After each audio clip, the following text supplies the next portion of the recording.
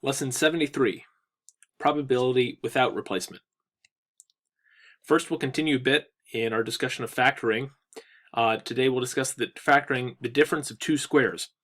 So anytime that you have a binomial, which is the difference of two perfect squares, this will be a special case where it's a little bit easier to factor them. These can always be factored into two binomials, where the first one is the sum of the square roots of each term, and the second one is the difference of the square roots of each term. Let's look at an example. X squared minus y squared. Pretty much the most basic situation you could have of this.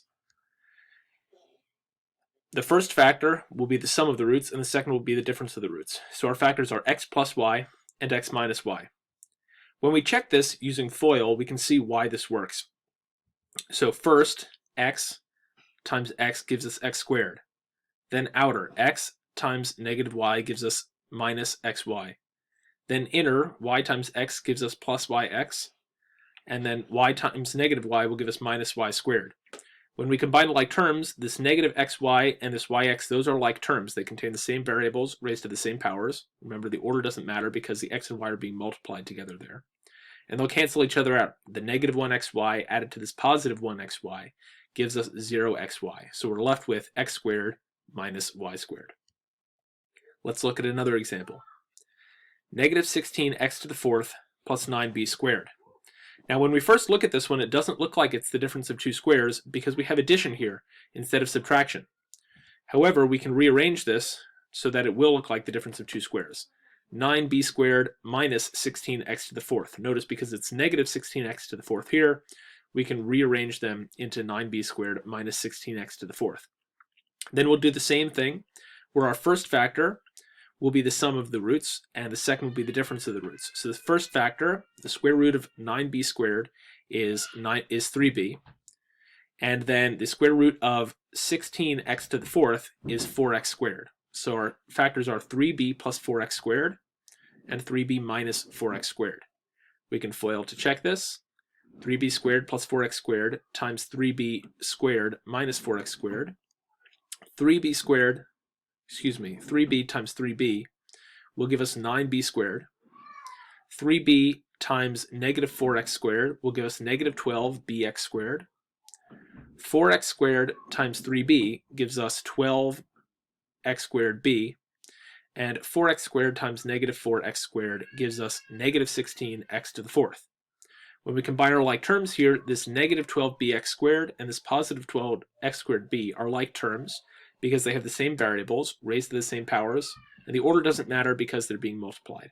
So the negative 12bx squared and the positive 12x squared b cancel each other out, and we're left with just 9b squared minus 16x to the fourth, which is what we had begun with. Now, a bit more of a discussion of probability. This time we'll draw things without replacing them. So as an example, we've got a bag with some marbles in it. 4 of them are black and 6 of them are white. In this scenario, we draw a marble and we don't put it back, and then we draw a second one.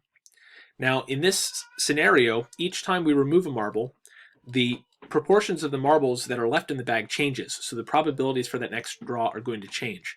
We call these dependent events. In the last lesson, we had talked about independent events that don't affect each other, like rolling a die or flipping a coin. Here, these are dependent events because the first draw is going to affect the probability of what we get on the second draw.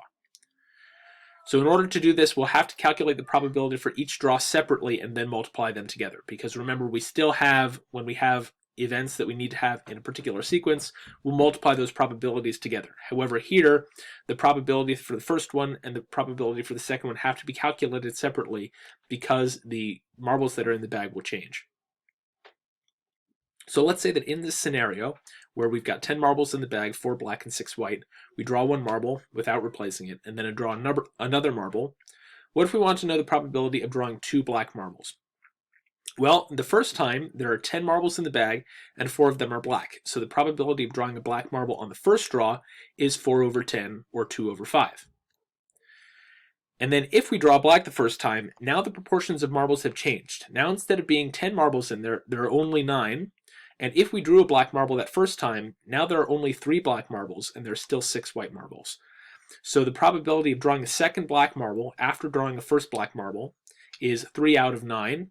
because there are 9 marbles left in the bag, 3 of which are black, or 1/3. So then the probability of those two happening in order, we have to get the product of those two. So the probability of black then black is 2/5, because that's the probability of drawing a black marble the first time, times 1/3, the probability of drawing a second black marble, or 2/15 when we multiply it out. Let's look at another example, this time with coins. This bag has 11 coins, 7 nickels, and 4 dimes. Again, we'll draw one coin, we won't replace it, and then we'll draw another coin. We want to know what the probability is that we first draw a dime and then a nickel. On that first draw, the probability of drawing a dime is 4 out of 11. Because of the 11 coins in the bag, 4 of them are dimes.